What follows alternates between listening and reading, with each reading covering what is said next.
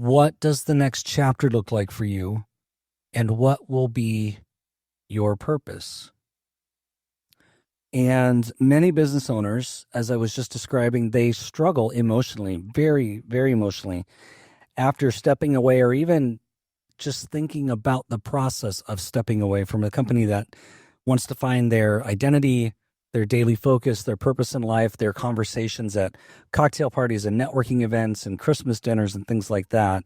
And if you're going to think about a transition there, you have to have a clear sense of purpose, because if you don't have one, the whole process and getting into retirement and, all the things that you've worked for, all the, the money that you save for, or the business value that you've built that you've now been able to capture because the money's been wired to your bank account.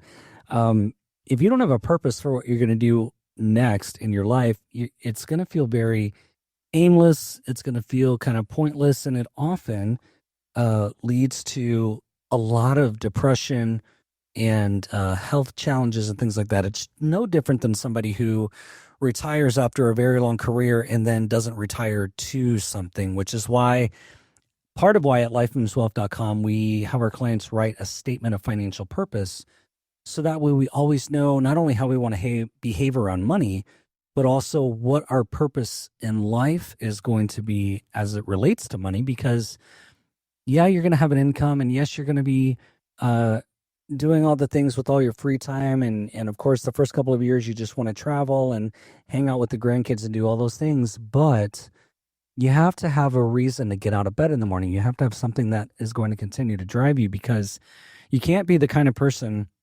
and it statistically doesn't work, who, from the age of 3 or 4, you had a purpose for getting out of bed and going throughout your day. And you do that all the way until your retirement.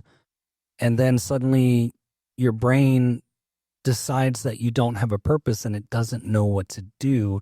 And so that's why it creates a lot of issues for people. So we have to have a clear vision of what the next chapter looks like, no matter what that is. Mentoring, I see a lot of, especially executives who retire, they go into mentoring. They volunteer for SCORE so they can mentor other business owners. They are part of these legacy groups. Maybe they go to Rotary or Lions Club or Civitan or something like that. People travel, like I said, and they do all those things. And some people just want to retire and play golf, and that's fun too. But over time, the body can only do so much of those things.